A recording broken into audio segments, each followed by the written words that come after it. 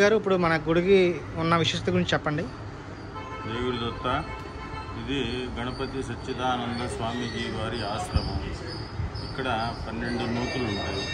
12 నూతులు కూడా ఒక్కొక్క నదితో సమానమని స్వామివారు చెప్పారు. ఒక్కొక్క నూతులో నీళ్ళు ఒక్కొక్క రకమైన రుగ్మతలు పోగొడతాయి.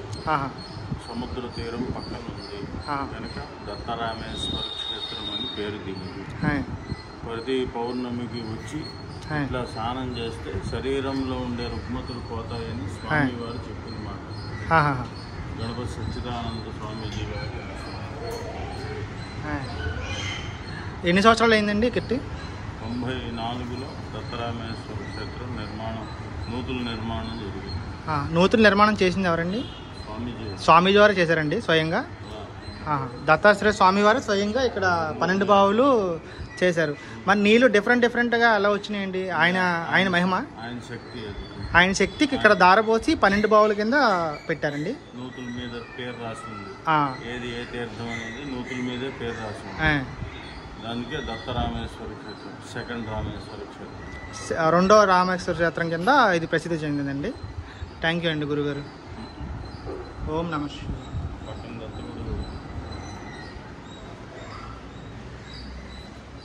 అమ్మవారు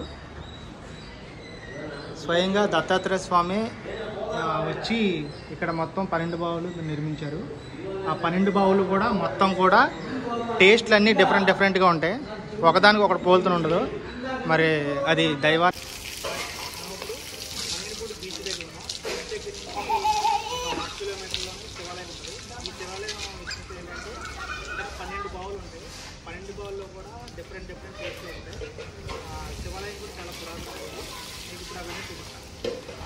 ఇది శివాలయం 12 బావుల గుడికి ఎంట్రన్స్. ఇది ఇక్కడ కీర్తిశేషులు దూత అప్పారావు గారి అనేది వాళ్ళు కట్టించారు అనుకుంటా. ఇది దత్తాత్రేయుడికి సంబంధించింది టెంపుల్ అన్నమాట. మీరు ఇలాగ వెళ్తే కనుక బీచ్ మీకు కనిపించేదే బీచ్. ఆ చివరం చూసారా, అదంతా బీచే. బీచ్ కాడి నుంచి ఒక 500 మీటర్స్ రాగానే ఇది ఉంటుంది. ఇది శివాలయం. ఎలా ఉంటుంది లోపల శివుడు.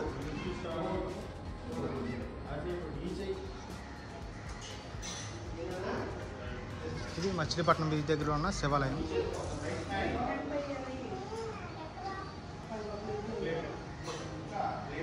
అలాగే ఈ 12 బావుల దగ్గర బృందావనం ఎంత బాగుందో.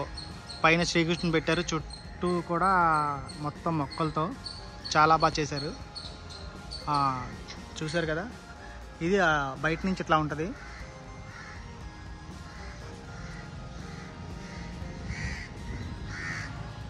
ఇక్కడ కూర్చోడానికి ఉంటుంది. అంటే సముద్రం స్నానం చేసి వచ్చిన ప్రతి ఒక్కరు కూడా కంపల్సరీ 12 బావుల్లో స్నానం చేస్తారు కంపల్సరీగా. చూస్తున్నారు కదా, ఇక్కడ పార్క్ కూడా ఉంటుంది.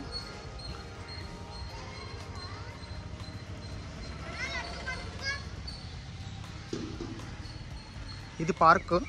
మనకి ఇక్కడే పార్క్ కూడా ఉంటుంది. చూస్తున్నారు కదా పార్క్. సాయంత్రం పూట వచ్చేసరికి పిల్లలతో చక్కగా ఇలా ఆడుకోవచ్చు ఇక్కడ. జై గురు దత్త. వినాయకుడు పాఠాలు చెప్తున్నారు. బాబు నేర్చుకుంటున్నాడు. పాప చేతిలో ఎవరో దబ్బేశారు. 9 బావుల ఎంట్రన్స్ ఇలా ఉంటుంది. శ్రీ దత్తారామేశ్వరం జై గురు దత్త అని ఉంది ఇక్కడ. ఎట్లా ఉంటుంది ఇది ఎంట్రన్స్, ఎట్లా ఉంటుంది. 12 బావులు ఇక్కడే ఉంటాయి. చూస్తున్నారు కదా. ఇది 1వ బావి. 2వ బావి చూపిస్తాను మీకు ఇప్పుడు. ఇది 2వ బావి. ఆ బావిలో టేస్ట్ ఒకలాగా ఉంటే, ఈ బావిలో టేస్ట్ ఒకలాగా ఉంటే. ఇది 2. 3వ బావి చూపిస్తాను. అదిగో 3వ బావి. ఇది దీంట్లో ఒకలా ఉంటాయి టేస్ట్. 3వ బావి దీంట్లో ఒకలా ఉంటుంది, డిఫరెంట్ టేస్ట్. అది 4వ బావి. దీంట్లో ఒకలా ఉంటుంది. పద్మ తీర్థం అంట. ఇందులో ఒకలా ఉంటుంది టేస్ట్. 5 ఐదో బావి పేర్లు జరిగిపోయినాయి. సత్యతీర్థం అంట. 5 ఆరో బావి. ఆరో బావి దీంట్లో ఒక రకంగా ఉంటుంది టేస్ట్. 7వ బావి ఇందులో ఒకలా ఉంటాయి టేస్ట్. 8వ బావి ఇందులో ఒకలా ఉంటాయి టేస్ట్. మొత్తం 9 కూడా డిఫరెంట్గా ఉంటాయి. ఇది 9 సారీ 12. 9వ బావి దీంట్లో ఒకలా టేస్ట్ ఉంటాయి. గణపతి తీర్థం అంట. ఇదొక టేస్ట్. 11వ బావి ఇదొక టేస్ట్. మొత్తం డిఫరెంట్గా ఉంటాయి. లాస్ట్ 12 చాలా డిఫరెంట్గా ఉంటాయి వాటర్. నేను కూడా చూశాను అన్నీ. మొత్తం వాటర్ దేనికి దానికి ప్రతి బావిలో కూడా డిఫరెంట్ టేస్ట్ ఉంటుంది. అది మరి ఏంటో తెలీదు ఆ మహత్యం. మనకు పక్కనే బీచ్ ఉంటుంది, మళ్ళీ ఉప్పు నీరు ఉంటుంది, మళ్ళీ ఉప్పు నీరు కూడా ఉంటుంది. కానీ ఒక్కొక్క బావిలో ఒకలా ఉంటాయి అన్నమాట. ఓకే, మీకు టెంపుల్ మొత్తం చూపిస్తా. ఇలా ఉంటుంది పిక్చరు. ఇక్కడ శివుడు ఉంటుంది, ఆంజనేయ స్వామి, పంచముఖ ఆంజనేయ స్వామి టెంపుల్, అదే విగ్రహం. అట్లా ఇది శివాలయం. ఇది మీకు ఎదురు కూడా చూపిస్తాను ఇప్పుడు. ఓకే, ఇక్కడ బావుల నుంచి నిర్మించింది ఈయనే, దత్తాత్రేయుడు. అలాగే టెంపుల్ లోపలికి ఎంట్రన్స్ ఇట్లా ఉంటుంది. ఈయన దత్తాత్రేయ స్వామి.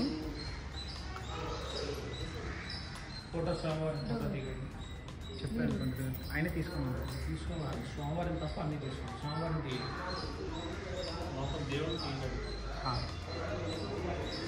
ఈయన ఇక్కడ ప్రతిష్ఠించింది ఈయనే, దత్తాత్రేయ స్వామి. ఈయన ఇక్కడ 12 బావులు నిర్మించారు, ఆంజనేయ స్వామి టెంపుల్. ఓకే, మీకు ఈ వీడియో నచ్చినట్టయితే లైక్ చేయండి, షేర్ చేయండి, సబ్స్క్రైబ్ చేయండి. నాకు ఇంకా ఎక్కువ వీడియోలు చేయడానికి అవకాశం ఉంటుంది. Thank you.